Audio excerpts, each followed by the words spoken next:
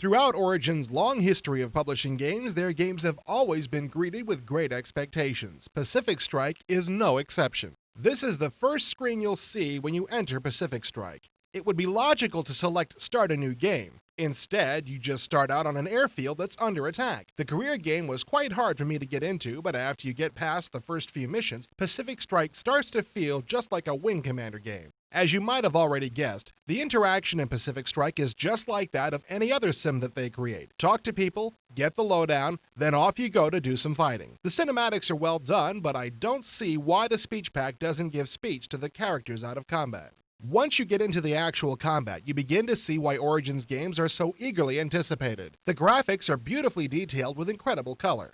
Aside from minor problems like losing sight of your enemies in the background clouds and some rare blockiness, I'd say that Origin is king of the graphics mountain. As with Pack Strike's spiritual predecessor Strike Commander, you can pan around your cockpit by holding down a button and moving the joystick. When you release the button, your view snaps back to face forward. This is definitely a great feature. Pacific Strike's speed is decent on a 486-66 with 8 megs of RAM. The graphics scroll smoothly and there's only minor slowdown when objects pile up on the screen. I found that turning off the clouds helped speed up the game quite a bit without sacrificing realism. One problem I did have was that every time a new sound was loaded, the game would pause for about 1 second. To be fair, the sounds were some of the best I've ever heard, and the speech almost perfect. I wouldn't have minded the pause so much, except my 8 megs of RAM was twice their requirement. I would have liked to see some of that extra memory used to preload some of the commonly used sounds to eliminate some of those annoying pauses. If you don't feel like actually starting a career, you can go at your own pace and select Instant Action at the main menu. Unfortunately, the instant action is not all that instant. It takes a good 3 or 4 minutes to create a single mission, and even if you replay, it takes the same amount of time to reload it. The music isn't bad, but it gets old in a hurry.